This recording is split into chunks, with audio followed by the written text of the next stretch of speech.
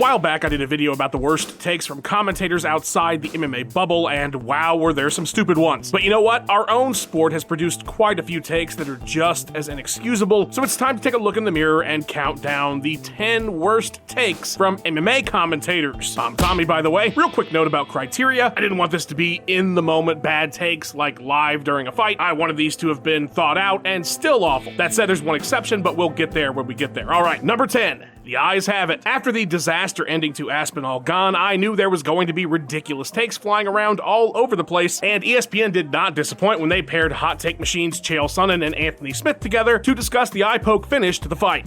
Being poked in the eye is illegal, Brendan, but to fight with one eye is very common. The opponent's trying to hit your eye. He's trying to bust up and make your nose bleed. We're trying to show grace, but in all fairness, if you're the heavyweight champion of the world, you got to fight with one eye at times. Well, don't be mad at me. You had a job.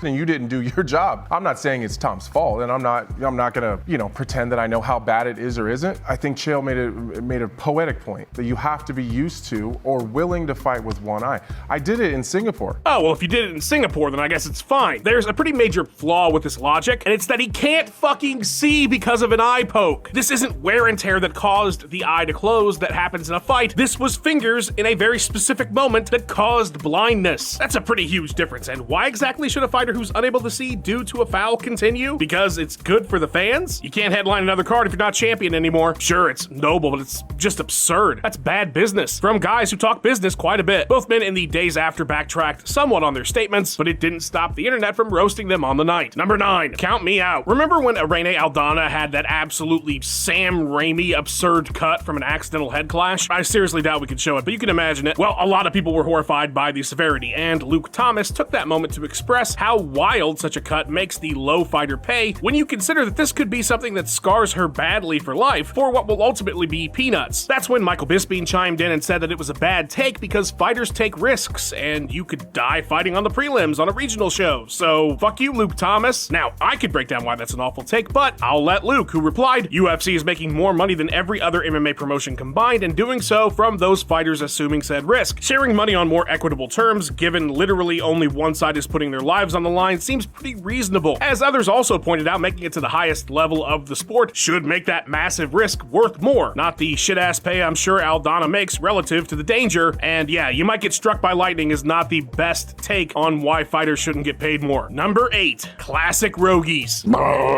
We did a whole ass video on Joe Rogan's wildest MMA takes that you can absolutely enjoy right now if you'd like. But one that's perfect for this list is one he just can't let go, and that's about the weight classes. There should be a weight class every 10 pounds. These giant gaps like 185 to 205, that's a 20-pound gap. That's huge. That doesn't exist in boxing. That's right. They should have every 10 pounds, 85, 95, 205, 225, and then unlimited. Yep. Instead of 265, let them weigh whatever the fuck they weigh. 20 pounds is too big a gap, but also after 225, fuck it, let them all be whatever they are infinitely. Like a 400-pound man fighting someone that's 250. What a technical fight. There he goes down. He goes down. They'll never get up again. Also, he says 10 pounds every division, but then makes a 20-pound gap between 205 and 225. Why not 215?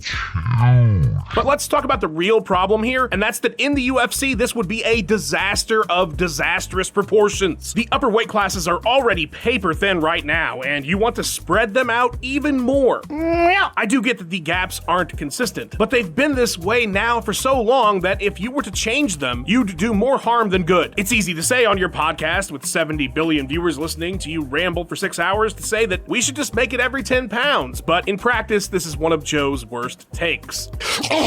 Number 7, he has Rizin. Now, at the start of the video, I mentioned that we weren't doing live commentary, but for one example, and this is that one. Chris Cordero on the English broadcast of the Rizin World Grand Prix 2017 opening round part 2, or should I say Rizin, as he called it all night. Cordero is an industry vet, but man, he couldn't give any less fucks on this card. A win at Rizin can really put your name out there in a big way in this sport. One incredible take saw him say that Sakuraba and Shamrock weren't too far past their primes. Let me remind you that this was in 2017, but his worst take was just a gross one and clearly something he thinks all the time. Not anything wrong about females, but generally they don't tend to age as well as the gentlemen. Forget the fact that he's talking about a 43-year-old professional fighter about to engage in a professional fight. That's already beating the doesn't age well label, but clearly he was talking about her looks, as was the case with Rina Kubota as well that he said got main event status because she's cute. Probably her cuteness has elevated her to main event status here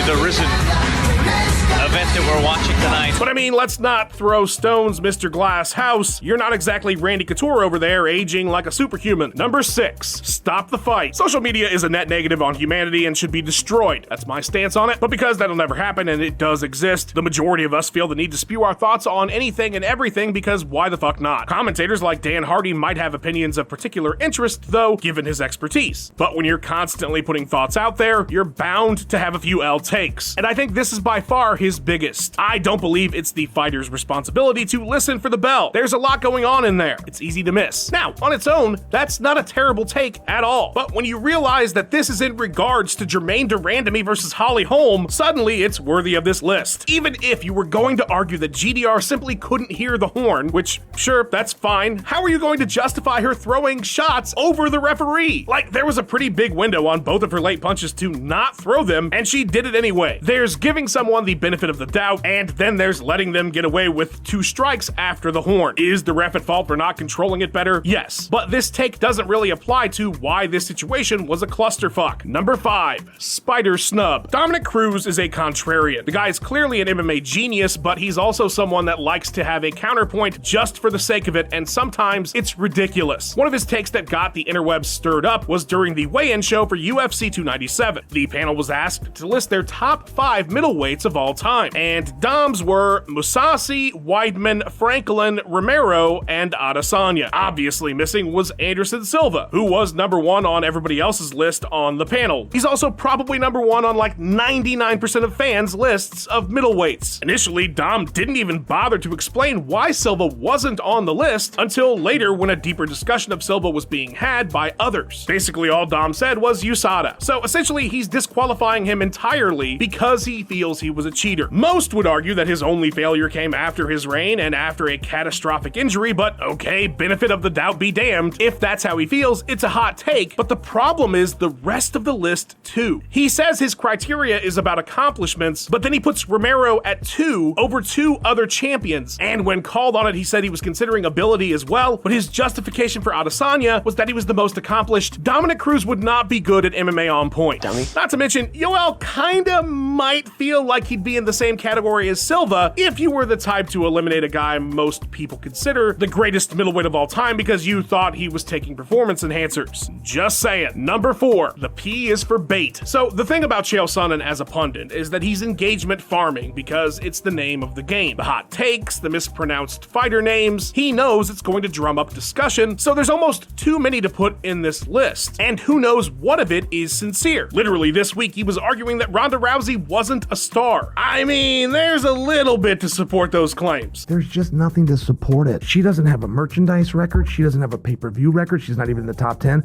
She doesn't have a live gate record. She's not even in the top 10. She never did. But anyway, I think his silliest take was related to a feeling I think he actually had about his friend Colby Covington. I'm making a push that Colby be considered for a world title fight at 185 pounds with Adesanya. Now, this isn't Colby about to fight Usman for the first time. This isn't even Colby about to fight Usman the second time. This is Colby after he beat Jorge Masvidal in 2022. In the video, Chael goes on to cite precedent because GSP fought for a title at 185 after leaving 170, as if those two things are even remotely the same. But given that Chael fought for a title at 205 off 2 losses to the middleweight champion without having competed in the division for a significant period, I can see how he would want his boy to get an undue shot at gold as well. Number 3, good guy, bad take. When you think of BMF fighters, I'm gonna go ahead and guess that the types who come to mind are heavy strikers who put themselves in danger regularly with strong chins. Basically, Max Holloway is the embodiment of that title. Those are the types of dudes that the UFC and the fans want fighting for a belt that's essentially about that identity. Well, Daniel Cormier had someone else in mind on good guy, bad guy last year. You know who I think? Hey, you want me to tell you who I think should be in the next BMF title fight? Aljamain Sterling.